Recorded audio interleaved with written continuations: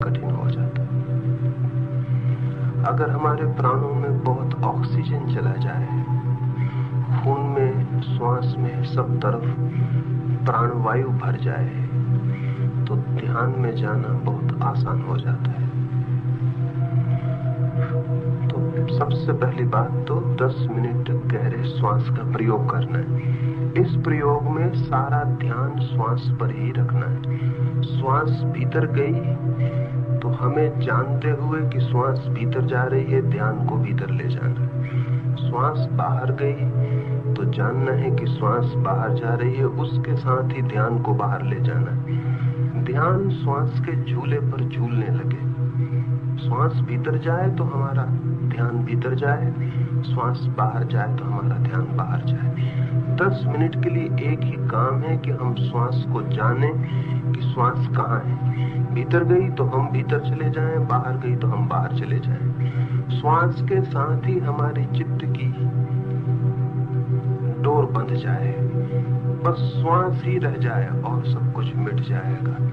10 minute गहरी श्वास लेनी है और श्वास के साथ ही बाहर भीतर जाना है। आंख हम इन 10 मिनटों में बंद रखेंगे ताकि और कुछ दिखाई न पड़े। बैठने में 2-3 बातें ख्याल ले लें। एक तो कोई किसी को छूता हुआ न बैठे, कोई भी किसी को जरा भी स्पर्श न करे तो थोड़ा थोड़ा हट जाए, कोई भी किसी को स्पर्श करता हुआ न हो।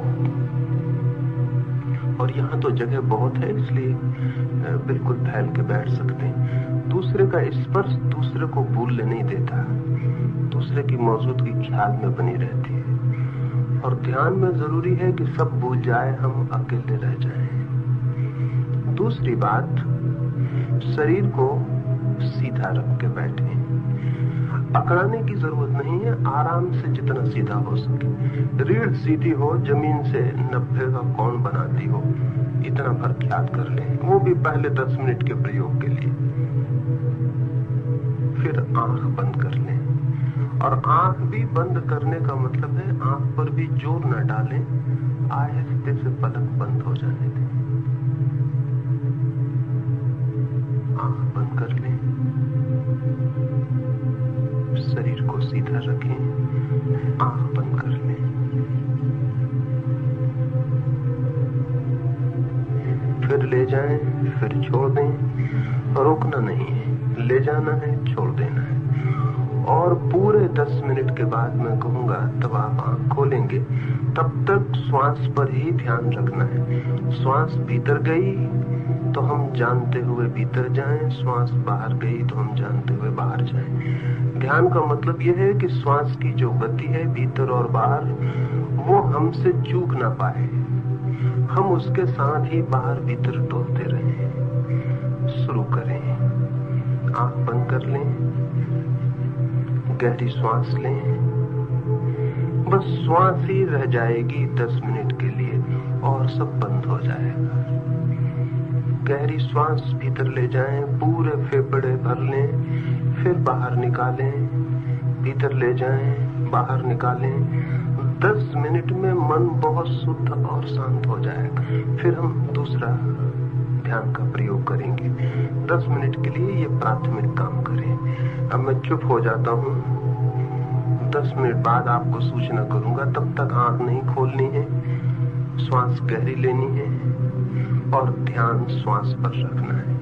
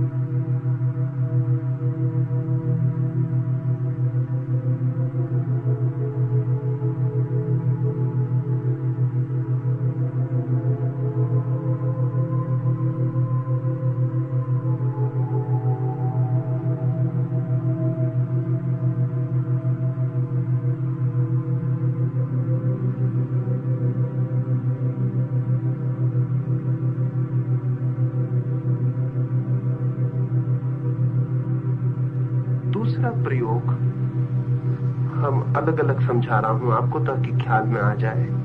दूसरा प्रयोग है सर्व स्वीकार का। अभी हम बैठे थे, श्वास ले रहे हैं, श्वास पर ध्यान कर रहे हैं, पक्षी आवाज कर रहे हैं, कोई बच्चा चिल्लाएगा, सड़क से कोई ट्रक निकलेगा, ये सारी आवाजें हमारे चारों तरफ हो रही हैं। साधारणतः ध्यान करने वाले लोग, प्रार्थना पूजा करने वाले लोग अपने चारों तरफ के जगत से एक दुश्मनी ले लेते हैं। अगर घर में एक आदमी ध्यान करने लगे तो वो ध्यान के पहले जितना अशांत था उतना ध्यान के बाद दिखाई पड़ेगा। कहीं घर में बर्तन गिर जाएगा, कोई बच्चा रोने लगेगा तो उसका क्रोध और बढ़ जाएगा। उसे लगेगा कि डिस्टर्बेंस हो रहा है, बाधा पड़ रही है। मेरी दृष्टि में ध्यान ऐसी प्रक्रिया है जो समस्त बाधाओं को स्वीकार कर लेती है, किसी बाधा को बाधा नहीं मानती। और जब तक हम ऐसी ध्यान की प्रक्रिया न सीख सकें जिसमें हम बाधाओं को भी सीढ़ियों की तरह प्रयोग कर लें, तब तक ध्यान में जाना असंभव है। क्योंकि बाधाएं तो चारों तरफ हैं। रास्ते से ट्रक निकलेगा, पक्षी आवाज करेंगे, उन्हें कोई प्रयोजन नहीं कि आप ध्यान करने बैठे, कि आपके ध्यान में बाधा न पड़ जाए। और अगर आपने ऐसा समझा कि बाधा पड़ रही है तो बाधा पड़ जाएगी। बाधा बाधाओं के कारण नहीं, हमारी इस भावदशा के कारण होती है कि बाधा पड़ रही है। अगर ये भावदशा छोड़ दी जाए और हम स्वीकार कर लें कि जो भी हो रहा है ठीक है, हम राजी हैं, पक्षी आवाज कर रहे हैं, हम राजी हैं, तो पक्षियों की आवाज आपकी शांति को गहरा देगी, कम नहीं करेगी। रास्ते से ट्रक निकल रहा है, हम राजी, कोई बच्चा रो रहा है, हम राजी, क्योंकि आज तो आप बगीचे में आके बैठ गए हैं। अगर प्रयोग करना चाहेंगे तो घर में ही करेंगे। सड़क चलेगी, घर में आवाज होगी, बात होगी, शोर होगा। और अगर ये दृष्टि रही कि ये सब बाधा बन रही है तो ध्यान असंभव हो जाएगा। तो दूसरा 10 मिनट के लिए हम प्रयोग करेंगे सर्व स्वीकार का। जो भी हो रहा है मैं उससे राजी हूं, मेरा कोई विरोध नहीं है। पक्षी आवाज कर रहे हैं, मैं राजी हूं। और जब आप राजी हो के पक्षी की आवाज सुनेंगे, क्योंकि फिर सुनने के सिवाय कोई उपाय न रहा, जब शांति से, आनंद से, स्वीकार से पक्षी की आवाज सुनेंगे तो आप पाएंगे कि पक्षी की आवाज आपके भीतर गूंजती है, चली जाती है। आप एक खाली घर की तरह रह गए, वो आवाज कोई बाधा नहीं डालती, बल्कि उस आवाज के बाद आप और शांत हो गए जितना कि आवाज के पहले थे। जैसा कि कभी रास्ते पे चलते हो, अंधेरी रात हो और कार निकल जाए तो कार के प्रकाश के गुजर जाने के बाद रास्ता और अंधेरा मालूम पड़ने लगता। ठीक ऐसे ही आवाज गुजरेगी, अगर हमने उसका विरोध न किया तो और घनी शांति पीछे से लौट आती। तो 10 मिनट हम सर्व स्वीकार का प्रयोग करेंगे, क्योंकि बिना सर्व स्वीकार के प्रयोग के ध्यान में जाना असंभव है। न तो आप हिमालय पर भाग कर जा सकते हैं, और वहां भी भाग के चले जाएं तो वहां भी कुछ न कुछ हो रहा है। आदमी न बोलेंगे, पक्षी बोलेंगे, सड़क पर कोई न गुजरेगा तो वृक्षों में हवाएं बहेंगी और आवाज होगी। सारे जगत में जीवन है, जीवन की आवाज है, उससे भागा नहीं जा सकता, उसे स्वीकार कर लेना पड़ेगा। और फिर जब सभी तरफ परमात्मा है तो सभी आवाजें उसकी हैं, विरोध उचित भी नहीं है। एक पक्षी भी चिल्ला रहा है तो वो भी परमात्मा ही चिल्ला रहा है। और अगर वृक्ष में हवाएं आती हैं, सूखे पत्ते उड़ते हैं, वे भी परमात्मा के हैं। सब परमात्मा का है। और जब इस सबके साथ हमें एक हो जाना है तो विरोध करके हम एक ना हो पाए। अविरोध, नॉन रेसिस्टेंस दूसरा सूत्र है। तो हम 10 मिनट के लिए फिर बैठे, गहरी श्वास लेंगे, श्वास पर ध्यान रखेंगे और साथ ही दूसरा प्रयोग करेंगे कि जो भी हो रहा है उससे मैं राजी हूं, मैं स्वीकार करता हूं, मेरा कोई विरोध नहीं। और जैसे ही ये भाव भीतर घना होगा कि मैं राजी हूं, मैं स्वीकार करता हूं, वैसे ही मन गहरी शांति में उतरने लगेगा। पुनः आंख बंद कर लें।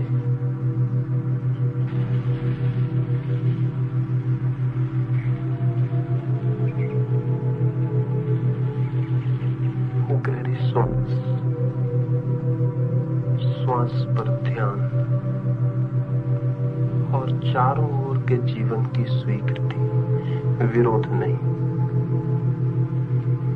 मन को गहरी से गहरी शांति के रास्ते पर अपने आप गति मिलने शुरू हो जाती। किसी भी चीज का अस्वीकार नहीं, विरोध नहीं। विरोध से ही बाधा बन जाती है।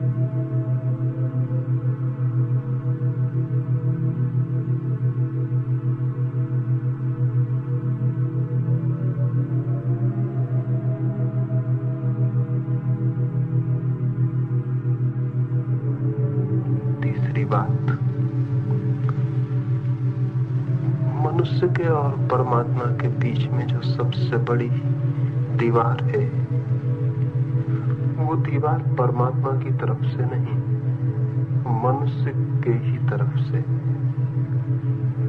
और वो दीवार है मनुष्य का ये ख्याल, मैं हूं।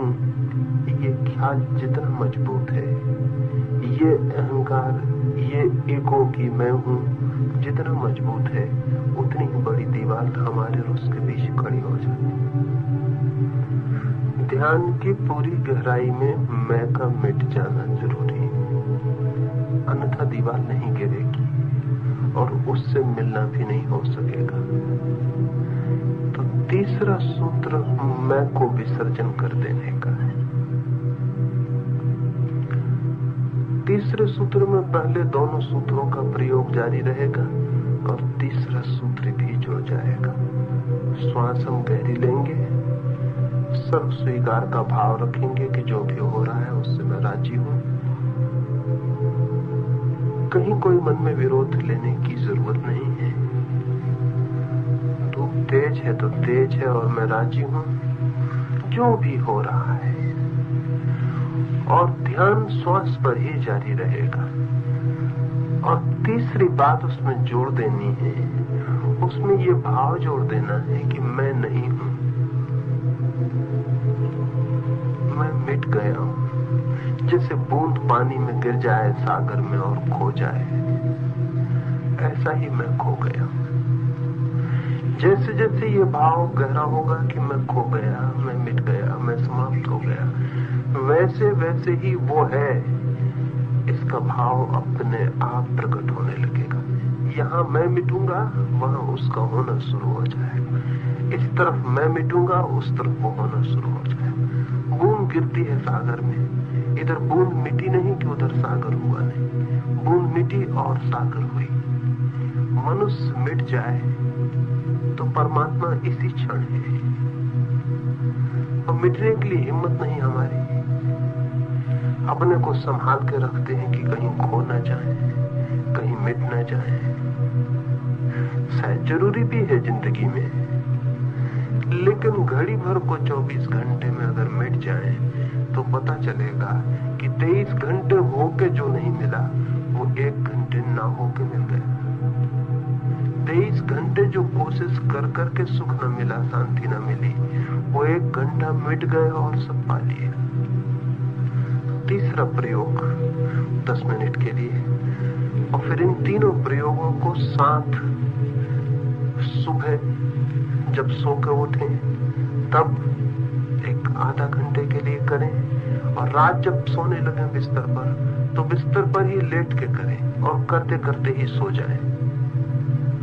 अगर 1 घंटा 24 घंटे में से इस बात के लिए दिया जा सके तो 2-3 महीने के भीतर ही आप पाएंगे आपके भीतर से कोई नए आदमी का जन्म शुरू हो गया, कुछ नया ही होना शुरू हो गया जिसका हमें पता भी नहीं था।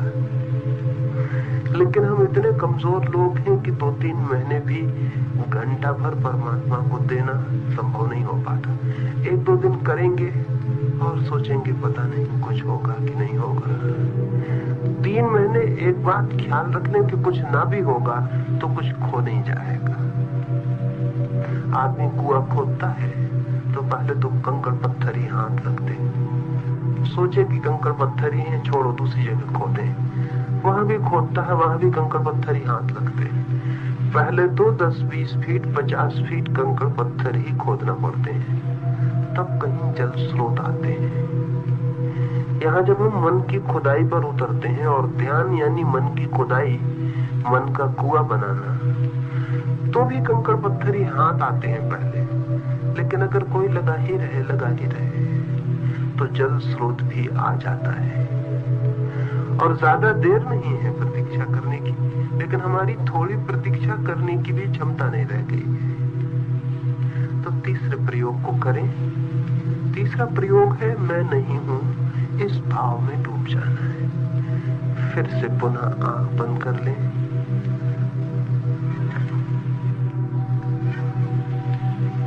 गहरी श्वास लेना शुरू करें। श्वास भीतर जाए तो ध्यान भीतर जाए, श्वास बाहर जाए तो ध्यान बाहर जाए। देखते रहें, ये श्वास भीतर गई, ये श्वास बाहर लौटी, ये फिर भीतर गई, ये फिर बाहर लौटी। श्वास को देखते रहें, श्वास अनदेखी ना रहे, श्वास की स्मृति बनी रहे। ये श्वास भीतर जा रही, ये श्वास बाहर जाने लगी। श्वास पर ही सारा ध्यान हो और गहरी श्वास हो।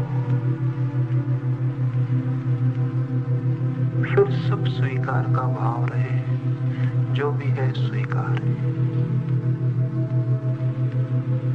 जो भी है स्वीकार है। और तीसरे प्रयोग में डूब जाएं, एक भाव करें जैसे बूंद सागर में गिर जाती है, ऐसे ही मैं भी गिर गया अनंत के सागर में, मिट गया। मैं नहीं हूं, मैं नहीं हूं।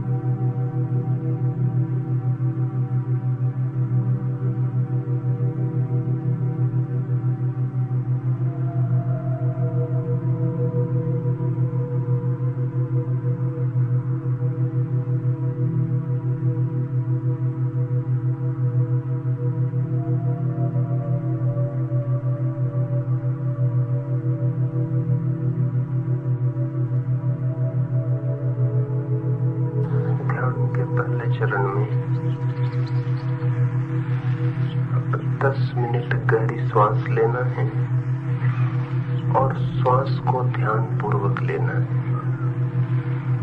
इस संबंध में एक दो बातें और ख्याल में ले लें।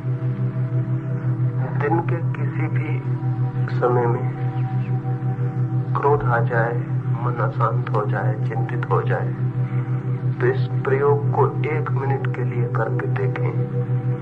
जब भी मन क्रोधित हो, अशांत हो, चिंतित हो, गहरी श्वास लें और श्वास पर ध्यान करें। 1 मिनट से ज्यादा क्रोध, चिंता या अशांति टिकनी असंभव हो जाएगी। जमीन पर जापान शायद अकेला देश है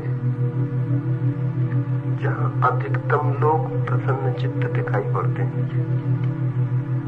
इस संबंध में खोजबीन चलती थी कि वहां के लोगों की प्रसन्नता का कारण क्या है। तो बहुत अजीब बात पता चली, और वो ये कि जापान में छोटे छोटे बच्चों को माँ बाप एक बात जरूर सिखाते हैं कि जब भी क्रोध हो, मन अशांत हो, चिंतित हो, तो गहरी श्वास लो और श्वास पर ध्यान करो। इससे उनके पूरे व्यक्तित्व में बुनियादी अंतर हुआ है। तो इससे कभी भी दिन में किसी भी क्षण में अशांति मालूम पड़े, क्रोध मालूम पड़े, चिंता मालूम पड़े, तो 1 मिनट के लिए प्रयोग करके देखें। गहरी सांस लें और श्वास पर ध्यान कर लें। और जब ध्यान के लिए बैठें तब तो अनिवार्य रूप से 10 मिनट के लिए पहले गहरी श्वास लेके, अगर इस प्रयोग को ही 1 घंटे पूरा किया जाए तो अलग से और कुछ करने की जरूरत भी नहीं। बुद्ध की ध्यान की प्रक्रिया का नाम है आनापान सती योग। बुद्ध अपने भिक्षुओं को एक ही बात सिखाते थे, और वो ये कि तुम अपने श्वास के आने जाने की स्मृति रखो। आनापान सती योग का मतलब है श्वास का आना जाना और उसकी स्मृति, जानते हुए कि श्वास भीतर आई, जानते हुए कि श्वास बाहर गई। अगर कोई व्यक्ति जितना ज्यादा श्वास पर ध्यान रख सके, रास्ते पर चलते हुए, बस में बैठे हुए, खाना खाते हुए, रास्ते पे चलते हुए, उतना ही उसका मन गहरी से गहरी शांति की परतों में उतरता चला जाता है। अगर इस प्रयोग को ही 1 घंटा रोज किया जा सके तो 3 महीने में आप एक रूपांतरण देखेंगे, और कल्पना भी ना कर पाएंगे कि इतना छोटा सा प्रयोग इतने बड़े परिणाम कैसे ला सकता है। लाने के कारण, जैसे ही हम गहरी श्वास लेते हैं और श्वास पर ध्यान करते हैं, तो श्वास हमारी आत्मा और शरीर को जोड़ने वाला सेतु है, ब्रिज है। उसी के द्वारा आत्मा और शरीर जुड़े हुए हैं। जब हम गहरी श्वास लेते हैं तो शरीर और आत्मा के बीच का फासला बड़ा हो जाता है, और जब हम श्वास पर ध्यान करते हैं तो शरीर धीरे धीरे बाहर अलग पड़ा रह जाता है, आत्मा अलग हो जाती है और ध्यान बीच के अंतराल पर हो जाता है। ये अगर 1 घंटा रोज 3 महीने तक सिर्फ इतना ही प्रयोग कर सकें तो आपका शरीर आपसे अलग है, इसकी स्पष्ट प्रतीति हो जाएगी। ये किसी शास्त्र में पढ़ने जाने नहीं पड़ेगा। न केवल ये, बल्कि जितने लोग हम यहाँ बैठे हैं, अगर इतने लोग इस प्रयोग को कर सकें तो कम से कम 30% लोगों को तो किसी न किसी दिन ये भी अनुभव हो सकता है कि शरीर अलग पड़ा है, मैं अलग खड़ा हूं और अपने ही पड़े हुए शरीर को देख रहा हूं। शरीर के बाहर होने का अनुभव भी हो सकता है, और एक बार भी ये अनुभव हो जाए तो मृत्यु समाप्त हो गई, क्योंकि तब हम जानते हैं कि शरीर ही मरेगा, मेरे मरने का अब कोई कारण नहीं। और जिस व्यक्ति के जीवन से मृत्यु का भय चला जाए, उस व्यक्ति के जीवन से सभी भय चले जाते हैं, क्योंकि मूल भय मृत्यु है। और जिस व्यक्ति को ऐसा दिखाई पड़ जाए कि मैं शरीर से अलग हूं, उसके जीवन में वो द्वार खुल जाता है जो प्रभु का द्वार है। लेकिन ऐसे 10 मिनट शुरू में इसे करें। आने वाले 3 दिनों प्रयोग को हम समझेंगे। ये सुबह की बैठक इसीलिए है कि प्रयोग आपके पूरी तरह ख्याल में आ जाए। हर रात सोते समय इसे करें। आज भी सोते सोते बिस्तर पर ही लेट जाएं, करते करते सो जाएं। अगर करते करते ही सो जाएं तो बहुत कीमती परिणाम होंगे, क्योंकि रात सोते समय जो हमारी आखिरी मन की दशा होती है वो फिर पूरी नींद में उसकी प्रतिध्वनि होती रहती है और धीरे धीरे धीरे धीरे पूरी नींद ध्यान में बदली जा सकती है। और आज की दुनिया में इतना समय नहीं किसी के पास कि अलग से ध्यान के लिए बहुत समय दे सके। इसलिए मेरी समझ ऐसी है कि रात सोते समय ध्यान अगर किया जाए तो धीरे धीरे बिना कोई अलग से समय निकाले रात की पूरी नींद ध्यान में बदल जाती और थोड़े 10-15 दिन में ही आपको पता पड़ना शुरू होगा कि नींद की क्वालिटी बदल गई, उसकी गहराई बदल गई। और जब सुबह आप उठेंगे तो ऐसा नहीं लगेगा नींद से उठे, ऐसा लगेगा गहरे ध्यान से उठे। ताजगी, शांति, हल्कापन, वो सब सुबह से ही मालूम होने शुरू हो जाएगी। और यदि संभव हो सके तो 2 बार सुबह स्नान के बाद कर लें, रात सोते समय कर लें। 1 घंटा 3 महीने के लिए ध्यान के लिए दे दें। फिर 3 महीने के बाद देना नहीं पड़ेगा ध्यान के लिए घंटा, ध्यान अपने आप ले लेगा। 3 महीने तक आपको देना पड़ेगा, 3 महीने के बाद आपकी कोई जरूरत न रहेगी। वो जो आनंद की झलक आएगी, वो जो शांति की किरण आएगी, वो जो परमात्मा का स्पर्श मालूम पड़ना होगा शुरू, वो अपने आप बुला लेगा, अपने आप पुकार लेगा। मन का नियम है कि जहां आनंद है मन उस तरफ अपने आप बहा चला जाता है। एक बार हम रास्ता भर पकड़ लें आनंद का तो जैसे नदी सागर की तरफ भाग रही, ऐसा मन आनंद की तरफ भागने लगता। और जहां पूर्ण आनंद है वहीं परमात्मा का निवास भी है। कल सुबह फिर हम 7 बजे यहाँ बैठेंगे, तो घर से स्नान करके आए। अगर कोई नए मित्र आपके साथ आते हों तो उन्हें भी बता दें कि वो स्नान करके आए, चुपचाप आए, घर से ही चुप होना शुरू हो जाए और यहाँ आके चुपचाप बैठ जाएं, यहाँ कोई शब्द का प्रयोग ना करें। जितनी देर में आऊंगा 10-5 मिनट पहले आप आ गए हैं तो गहरी श्वास लेते हुए कहीं भी कोने में बैठे हुए जो मैंने कहा है वो करते रहें। मैं फिर आऊंगा तो फिर हम सामूहिक बैठ के प्रयोग करेंगे। 1-2 मित्र ऐसे देखने आ गए हैं कि दूसरे क्या कर रहे हैं, उन्हें कल नहीं आना है, क्योंकि जिसे प्रयोग नहीं करना है उसे नहीं आना है। वो सबके लिए उपद्रव का कारण बनता है, उसे पता नहीं होता और दूसरे को देख के कुछ भी नहीं समझा जा सकता। क्या देख के समझेंगे दूसरे को? अगर कोई देखे तो उसे देख के क्या समझेगा? वो आंख बंद किए बैठा है, उसे देख के आप क्या समझेंगे? कुछ भी समझना है तो अपनी ही आंख बंद करके भीतर देखना पड़ेगा। दूसरे को देखने से कुछ समझ में आने वाला नहीं। तो तमाशबीन की तरह कोई भी ना आए। 1-2 सज्जन आ गए हैं, वो कल से कष्ट ना करें, और अगर आते हो कल तो अपनी ही फिक्र करें, दूसरा क्या कर रहा है इसकी चिंता में किसी को पड़ने की जरूरत नहीं है। सुबह की हमारी बैठक पूरी हुई।